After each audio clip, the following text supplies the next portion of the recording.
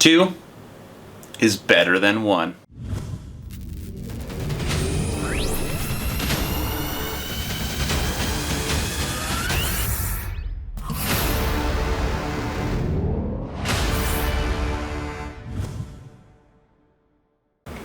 Hello everybody and welcome to Action RPG, Clean Shaven Edition.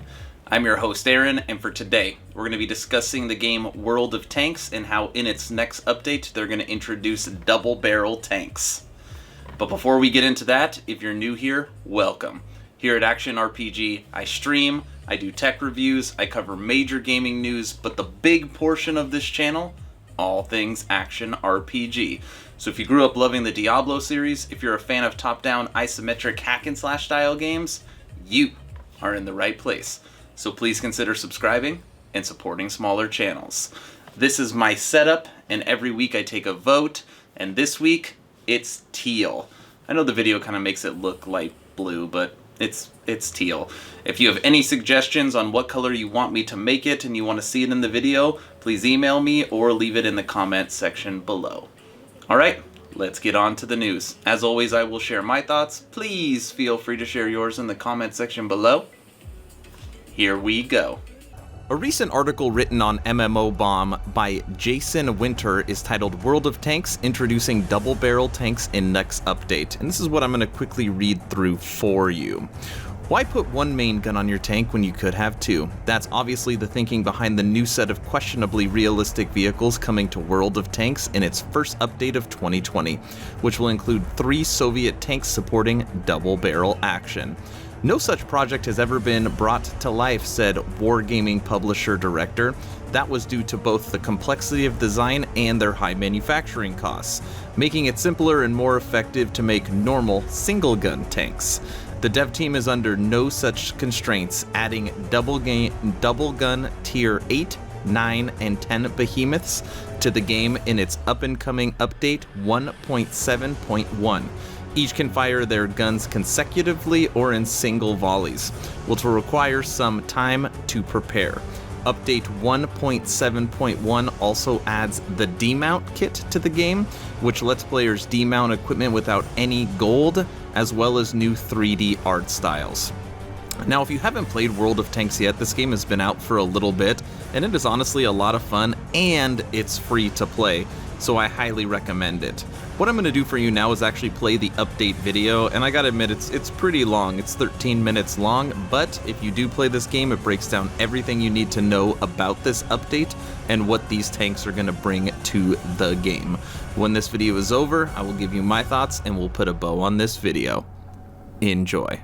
Has appeared in the Soviet tech tree with update 1.71. Well, not exactly a branch. Let's call it a twig instead. 3 vehicles. But what vehicles? Following on from the KV-3 are the double-barreled tanks. They look like they came straight out of a diesel punk novel. However, these tanks were not only designed, prototypes were even tested. The concept of a multiple gun mount is nothing new for the military. Artillery systems with several barrels made their battlefield debut hundreds of years ago. For example, the so-called organ guns were used in the 16th century. They had anywhere from 3 to 40 barrels. In the 1920s, early 1930s, multi-barreled systems were developed as anti-aircraft measures. The British 8-barreled Vickers QF 2-pounder Mark 8 mount can be considered one of the earliest examples. This concept of a multi-barreled system proved to be effective. During the interwar period, Soviet designers started working on applying it to tanks. The active stage of development began during World War II. The first tank with a double-barreled gun was the KV-U-0. It underwent testing in 1939. The 2 more vehicular projects started in 1941, the T-34-3 and KV-7, and in 1942, the Special Design Bureau 172 developed the Su-2 SPG with the twin M30 howitzers based on the T-34's extended chassis. All of these projects were created using mass-produced vehicles as a base, and the representatives of the new sub-branch in World of Tanks follow this principle.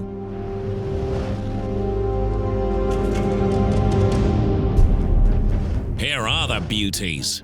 3 hard-boiled and menacing vehicles. The IS-22, IS-32, ST-2. With the numbers come many new features. These tanks are equipped with double-barreled guns. They all have 3 firing modes. What more could you want? Information, probably. The first firing mode is cyclic. It works in the same way as most tanks. The next firing mode is sequential. It's quite similar to the auto-reloading system of the Italian vehicles, but slightly different. The third, unique mode is salvo fire. In this mode, the tank can fire from both barrels simultaneously. But first things first.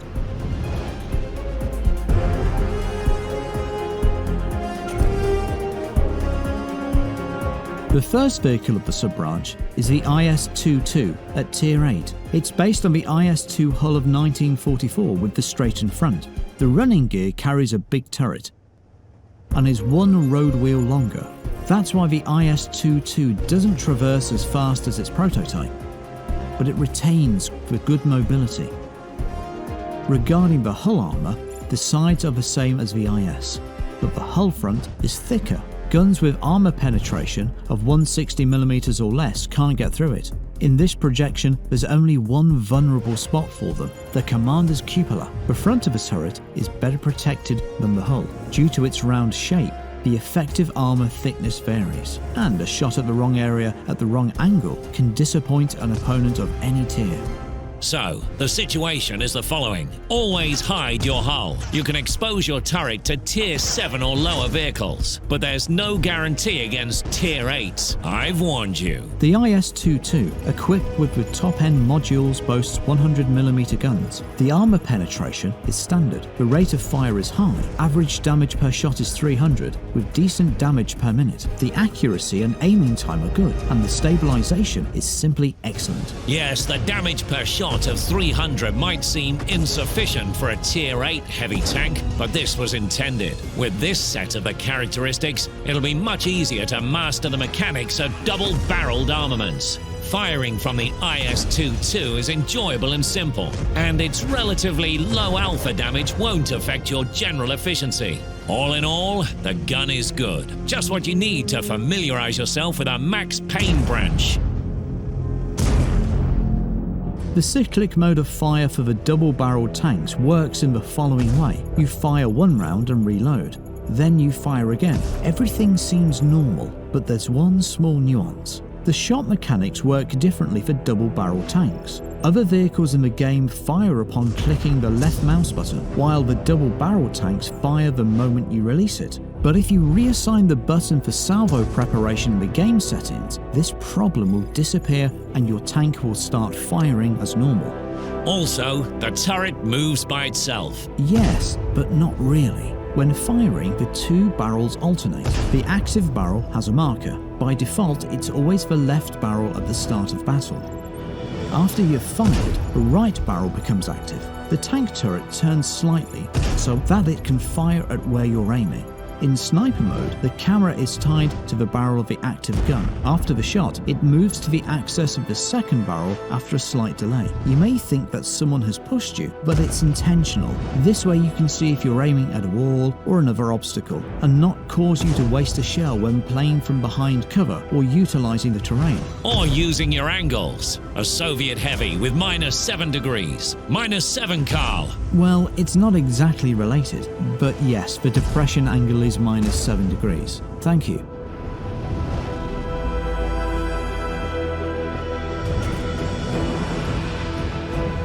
Tier 9 is occupied by the IS-32, and as it's easy to see, it's based on the good old IS-3. Its sides kept all the best qualities of its prototype and can withstand any hits if played correctly. The hull front is now better armoured, the upper glacis is 145mm thick, the turret is as strong as ever. It's enough to give you a sense of confidence against same tier and lower tier opponents. The weak spots are the lower glacis plate and the barely visible commander's cupola, but it won't be that hard for guns with armour penetration of 280mm and higher to penetrate the IS-32. Nevertheless, the armor is good. There's even more to it. Even with all this kit, the IS-3-2 is surprisingly mobile. It kept the speed of its progenitor and has almost the same maneuverability. Well, it's not like it could take a side job in a cab company, but the numbers are quite decent. It's an agile one. Compared to the guns of the IS-22, our hero has a higher caliber, armor penetration, and damage per shot. The other characteristics are quite typical of a Tier IX Soviet heavy tank, and since the depression angles and stabilization are excellent, it's very convenient to use its guns. Convenient? Convenient is when you manage to fit into your sneakers wearing thick socks. And in this case, with good armor and dynamics, it gives you the feeling of superiority. You reach positions among the first group, you have both barrels loaded, and Yes, it's called the sequential firing mode. this is called a shot. Switching between guns takes 5 seconds. You can't fire while the timer is red. And one more shot. That's right. To repeat, you need to wait while both guns are loaded. Just don't get too greedy. If you fire while the second gun is reloading, its reload will reset. Sometimes it's better to wait just a few more seconds. And no, you can't load different shell types in each barrel. A little thing, but it's worth mentioning.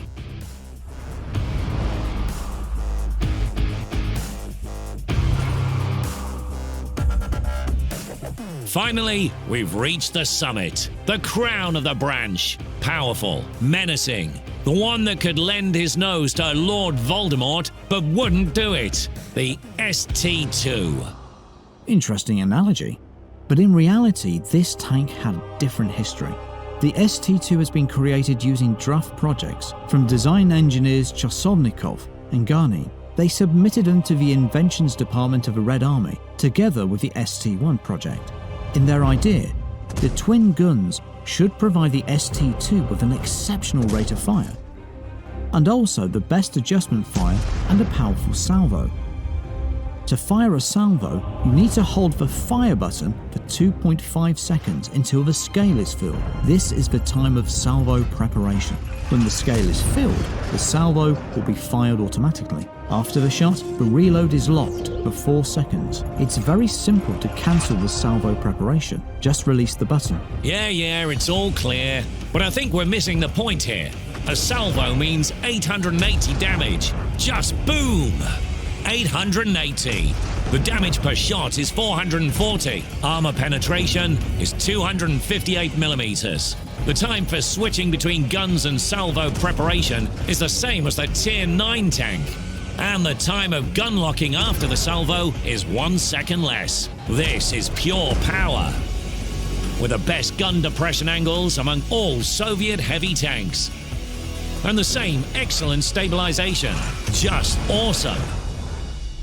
However, don't get too emotional. You should watch the aiming reticle attentively when preparing a salvo to use it effectively. It shows whether there's an opponent in your line of fire. If the barrel is aimed directly at your target, the corresponding arc will be solid. If there's something in your way, or the gun isn't aimed at a target, the arc appears broken. In case both barrels look in the wrong direction, the whole circle appears broken.